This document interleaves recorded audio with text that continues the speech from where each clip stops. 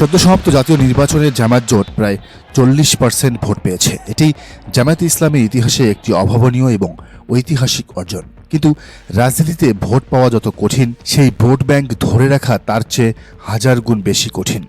এই যে 40% মানুষ জামায়াতকে ভোট দিল, এরা সবাই কি জামায়াতের রোকন বা সাথী? একেবারেই নয়। এরা হলো সাধারণ জনগণ, যারা একটি বিকল্প খুঁজছিল। বিএনপির বিকল্প খুঁজছিল, আওয়ামী লীগের বিকল্প খুঁজছিল, স্বৈরাচারের বিকল্প খুঁজছিল। এখন সবচেয়ে বড় প্রশ্ন হলো, জামায়াত কি এই বিশাল জনসমর্থন ধরে রাখতে পারবে, নাকি অতীতের মতো নিজেদের খোলসের ভিতর ঢুকে যাবে? এই সমর্থন ধরে রাখা এবং আরও বৃদ্ধি করার জন্য জামায়াতকে এখন তাদের ট্র্যাডিশনাল গণ্ডির বাইরে বের হতে হবে। শুধু দাওয়াতি কাজ দিয়ে এখন আর রাজনৈতিক ময়দানে টিকে থাকা যাবে না। আজকে আমরা এমন একটি মাস্টার প্ল্যান নিয়ে আলোচনা করব, যা বাস্তবায়ন না করলে জামায়াতের এই 40% ভোট ব্যাংক তাসের ঘরের মতো ভেঙে পড়তে পারে। জামায়াতের প্রথম এবং সবচেয়ে বড় কাজ হলো দেশের আলেম সমাজকে ঐক্যবদ্ধ করার জন্য একটি সার্বজনীন প্ল্যাটফর্ম তৈরি করা। আমরা দেখেছি বিভিন্ন ইসলামিক দল বা মতাদর্শের মধ্যে বিস্তর ফারাক। এই বিভক্তিকে পুঁজি করেই এতদিন ফেসিবাদ টিকেছিল, বিএনপিও এবার টিকে গেছে। জামায়াতকে একটি অত্যন্ত শক্তিশালী ওলামা জামাত তৈরি করতে হবে। সবচেয়ে গুরুত্বপূর্ণ বিষয় হলো, এই অঙ্গ সংগঠনে শুধু জামায়াতের নিজস্ব আলেমরাই থাকবেন না, বরং দেওবন্দি, আহলে হাদিস, সুন্নি সব ধারার আলেমদের এখানে সম্মানের সাথে জায়গা দিতে হবে। আকীদাগত বা মাযহাবী পার্থক্য যার যার ব্যক্তিগত পর্যায়ে থাকবে, কিন্তু রাজনৈতিক ঐক্যের জায়গায় সবাই ওলামা জামায়াতের ছায়াতলে এক হবেন। দ্বিতীয় প্রস্তাবনাটি অত্যন্ত যুগান্তকারী। জামায়াতকে একটি নতুন আঙ্গিকে মহিলা জামাত তৈরি করতে হবে। আপনারা হয়তো বলবেন, জামায়াতের তো আগে থেকেই মহিলা বিভাগ আছে, কিন্তু বর্তমান মহিলা বিভাগের কাঠামো অত্যন্ত শক্ত এবং সিলেবাস ভিত্তিক। নতুন এই অঙ্গ সংগঠন বর্তমান মহিলা জামায়াতের মতো হবে না। এই অঙ্গ সংগঠনে সমাজের সব স্তরের সব পেশার নারীরা থাকবেন। একজন সাধারণ গৃহিণী থেকে শুরু করে কর্পোরেট চাকরিজীবী নারী, পর্দা বেপর্দা সবাই চাইলেই এই মহিলা জামাতের সাথে যুক্ত হতে পারবেন।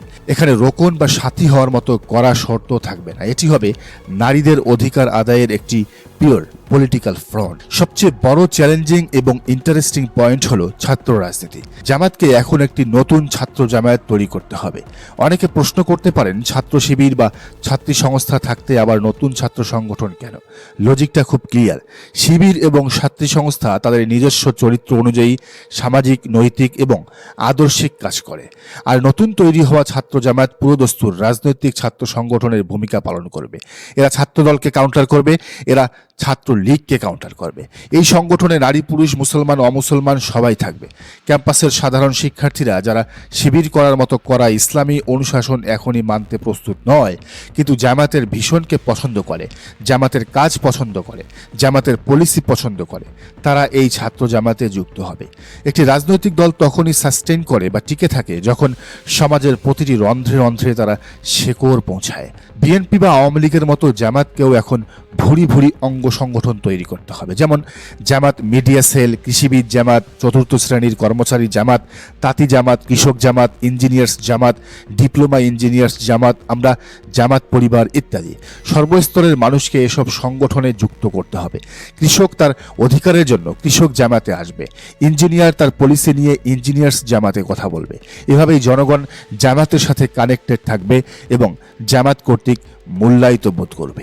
এই যে এতগুলো অঙ্গ সংগঠনের কথা বললাম, এগুলো পরিচালনার ভিত্তি কী হবে? সবচেয়ে বড় শর্ত হলো, এই সংগঠনগুলোতে মূল দলের রোকন বা সাথী হওয়ার কোনো ক্রাইটেরিয়াই প্রযোজ্য হবে না। যে কোনো মুহূর্তে জামায়াতের এসব সংগঠনে যুক্ত হওয়া এবং সংগঠন ছেড়ে যাওয়ার পরিবেশ, ওপেন ডোর পলিসি থাকতে হবে। মূল জামাত, মহিলা জামাত, শিবির এবং ছাত্রী সংস্থা থাকবে পিওর সামাজিক আন্দোলন এবং চরিত্র গঠনের কারখানা হিসেবে। কিন্তু সামাজিক আন্দোলনের সাথে সংশ্লিষ্টতার দোহাই দিয়ে এই পলিটিক্যাল অঙ্গ সংগঠনগুলোতে কোনো পোস্ট বা পদবি দাবি করা যাবে না। রাজনীতি করবে পলিটিক্যাল মাইন্ডের লোকেরা, আর তারবিয়াতের কাজ করবে মূল সংগঠন। আপনারা ভাবতে পারেন, এত কিছু করার দরকার কি?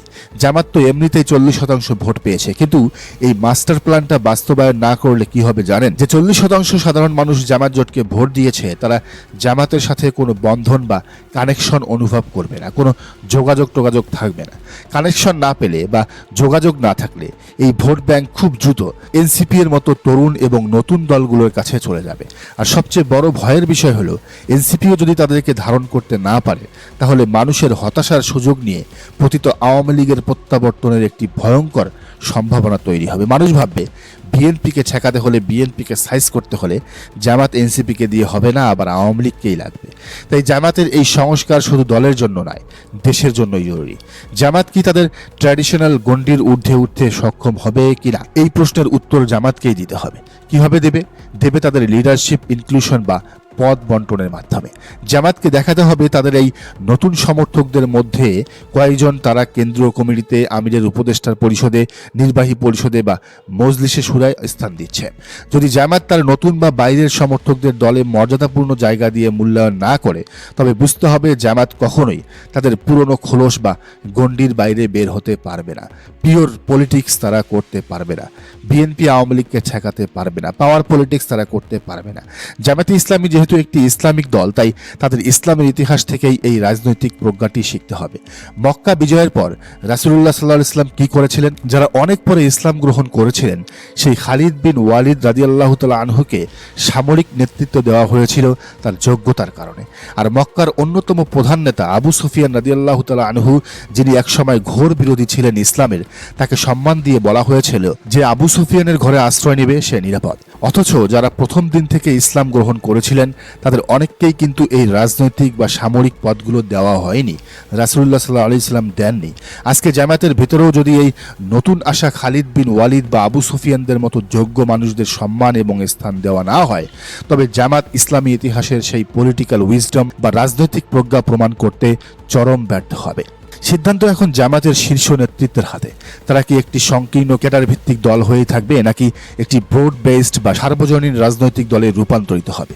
এই রোডম্যাপ যদি জামাত বাস্তবায়ন করতে পারে, তবে 2031 সালের নির্বাচনে তাদের আর কারো মুখোপেক্ষী হতে হবে না। আর যদি তারা গণ্ডির ভেতরে আটকে থাকে, তবে রাজনীতি তাদের ক্ষমা করবে না। জামাত যদি ব্যর্থ হয়, জামাত যদি এগুলো না করে, তাহলে কি পরিণতি হবে? এবার চলুন সেই বিশ্লেষণে যাওয়া যাক।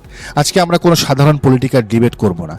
আজ আমরা এমন একটি বাস্তবতার মুখোমুখি দাঁড়াবো যা শহীদ ওসমান হাদি তার শাহাদতের আগে আমাদের স্মরণ করিয়ে দিয়ে গেছেন।